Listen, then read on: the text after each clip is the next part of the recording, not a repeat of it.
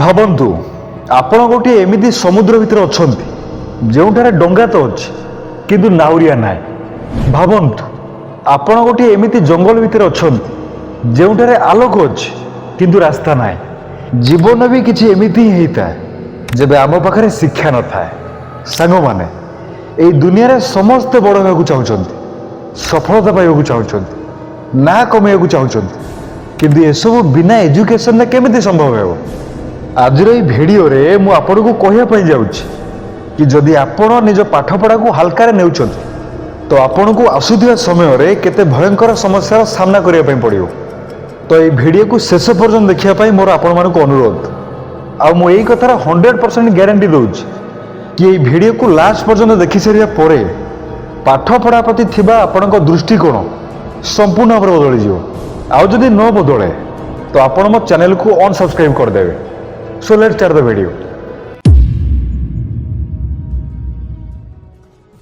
ଆପଣ ଯେଉଁଠିକି ବି ଯାଆନ୍ତୁ, ସେ କୌଣସି ଚାକିରି ପାଇଁ ହେଉ, କୌଣସି ବିଜନେସ୍ ପାଇଁ ହେଉ ଅବା ସମାଜରେ ଇଜ୍ଜତ ପାଇବା ପାଇଁ ହେଉ, ପ୍ରଥମ ପ୍ରଶ୍ନ ଏହା ହିଁ ହେଇଥାଏ କି ଆପଣଙ୍କ କ୍ୱାଲିଫିକେସନ୍ କ'ଣ, ଆପଣଙ୍କ ଯୋଗ୍ୟତା କ'ଣ। ଭାବନ୍ତୁ ଯଦି ଆପଣଙ୍କ ପାଖରେ ଏହାର କୌଣସି ଉତ୍ତର ନଥାଏ ତ ଆପଣଙ୍କୁ କେମିତି ଲାଗିବ? ଲୋକମାନେ ଆପଣଙ୍କୁ ଛୋଟ ନଜରରେ ଦେଖିବେ, ଆପଣଙ୍କୁ ଇଗ୍ନୋର କରିବେ, ଆଉ ଆପଣଙ୍କୁ କେହି ବି ସିରିୟସଲି ନେବେନି।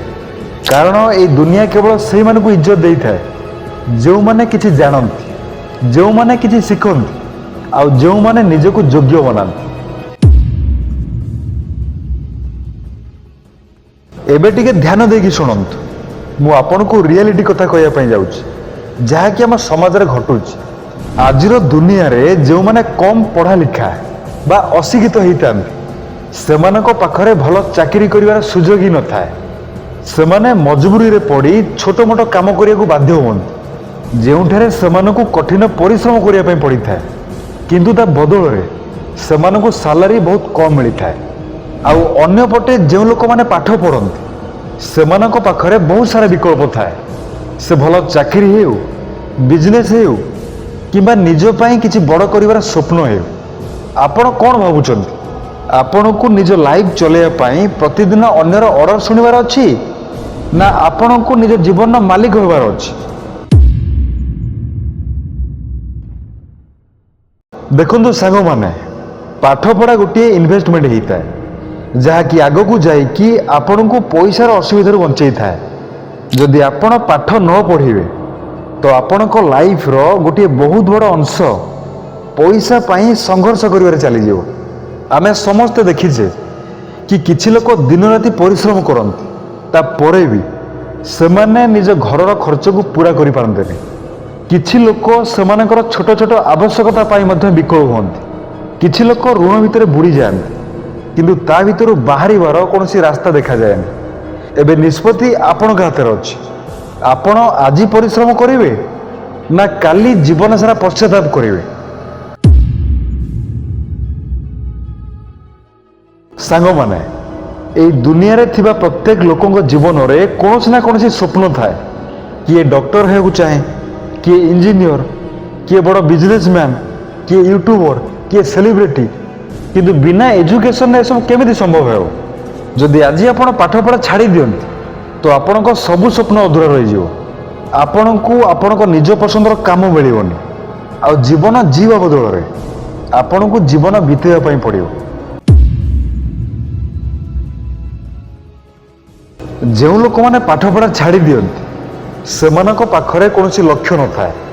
ଆଉ ଯେତେବେଳେ ଜଣେ ମଣିଷ ଖାଲି ବସେ ତ କୁସଙ୍ଗତ, ନିଶା, ଖରାପ ଅଭ୍ୟାସ ତାକୁ ଚାରିପଟୁ ଘେରିଯାଆନ୍ତି। ଆପଣ ନିଜେ ବି ଦେଖିଥିବେ କି ଯେଉଁ ଲୋକମାନେ ପାଠପଢ଼ା ଠାରୁ ପଳାୟନ କରନ୍ତି ସେମାନଙ୍କର ଅଧିକାଂଶ ସମୟ ଖରାପ ଜିନିଷରେ ଚାଲିଯାଏ। କିଛି ଲୋକ ଅପରାଧ ଦୁନିଆରେ ପଶିଯାଆନ୍ତି, କିଛି ଲୋକ ନିଜ ଜୀବନକୁ ବର୍ବାଦ କରିଦିଅନ୍ତି ଆଉ ପରେ ପଶ୍ଚାତାପ କରନ୍ତି। ଏଥିପାଇଁ ଆପଣ ନିଜକୁ ଏହି ପ୍ରଶ୍ନ ପଚାରନ୍ତୁ, କ'ଣ ଆପଣ ବି ସେହି ଲୋକମାନଙ୍କ ପରି ହେବାକୁ ଚାହୁଁଛନ୍ତି ନା ନିଜ ଜୀବନକୁ ସଫଳ ବନାଇବା ପାଇଁ ଚାହୁଁଛନ୍ତି? ସାଙ୍ଗମାନେ, ଏହି ଦୁନିଆ ହେଉଛି ପରିଶ୍ରମ କଲାବାଲାଙ୍କର। ଯଦି ଆପଣ ପାଠ ପଢ଼ିବେନି ତ ଏହି ଦୁନିଆ ଆପଣଙ୍କୁ ତା ନିଜ ପାଦ ତଳେ ଦଳି ମକଚି ଦେବ। କିନ୍ତୁ ଯଦି ଆପଣ ଆଜିଠାରୁ ହିଁ କଠୋର ନିଷ୍ପତ୍ତି ନିଅନ୍ତି କି ମୋତେ ପଢ଼ିବାର ଅଛି, ଶିଖିବାର ଅଛି, ଆଗକୁ ବଢ଼ିବାର ଅଛି, ତ এই ଦୁନିଆର କୌଣସି ବି ଶକ୍ତି ଆପଣଙ୍କୁ ରୋକିପାରିବନି। ମନେ ରଖନ୍ତୁ, ପାଠପଢ଼ା କେବଳ ଗୋଟିଏ ବହିର ନାଁ ନୁହେଁ, ଏହା ଜୀବନରେ ହେଉଥିବା ଠିକ୍ ଆଉ ଭୁଲର ଫରକ ବୁଝିବା ପାଇଁ ଶକ୍ତି ଦେଇଥାଏ। ଏହା ଆପଣଙ୍କୁ ସେଲ୍ଫ ଇଣ୍ଡିପେଣ୍ଡେଣ୍ଟ ବନେଇଥାଏ, ଆତ୍ମନିର୍ଭରଶୀଳ ବନେଇଥାଏ। ଏହା ଆପଣଙ୍କୁ ଆପଣଙ୍କ ଲକ୍ଷ୍ୟସ୍ଥଳ ପର୍ଯ୍ୟନ୍ତ ପହଞ୍ଚାଇଥାଏ। ତ ସାଙ୍ଗମାନେ, ଯଦି ଆପଣ ନିଜ ଜୀବନରେ ଗରିବୀ, ବେଜ୍ଜତି, ସଂଘର୍ଷ ଆଉ ପଶ୍ଚାତାପ ଚାହୁଁନାହାନ୍ତି, ତ ଆଜି ହିଁ ପାଠପଢ଼ାକୁ ନିଜର ପ୍ରାଥମିକତା ବନେଇ ଦିଅନ୍ତୁ। ଲକ୍ଷ୍ୟ ବଡ଼ ରଖନ୍ତୁ, ପରିଶ୍ରମ କରନ୍ତୁ ଆଉ ଦୁନିଆରେ କିଛି ଏମିତି କରିଯାଆନ୍ତୁ କି ଲୋକମାନେ ଆପଣଙ୍କ ନାଁକୁ ଗର୍ବର ସହିତ ନେବେ। ଯଦି ଆଜିର ଏହି ଭିଡ଼ିଓ ଆପଣଙ୍କ ଛାତିରେ ଟିକେ ବି ନିଆଁ ଲଗେଇଥାଏ, ତ ଆମ ଚ୍ୟାନେଲକୁ ସବସ୍କ୍ରାଇବ୍ କରନ୍ତୁ ବା ନ କରନ୍ତୁ, କିନ୍ତୁ ଏହି ଭିଡ଼ିଓକୁ ଲାଇକ୍ କରି ଏହାକୁ ନିଜ ସାଙ୍ଗସାଥିମାନଙ୍କ ସହିତ ନିଶ୍ଚୟ ସେୟାର କରନ୍ତୁ। ଯଦି ହାର ମାନି ନେବେ ତ କିଛି ବି ମିଳିବନି, କିନ୍ତୁ ଯଦି ନିଷ୍ପତ୍ତି ନେବେ ତ ପୁରା ଦୁନିଆ ହିଁ ଆପଣଙ୍କର ହେଇଯିବ। ଜୟ ହିନ୍ଦ।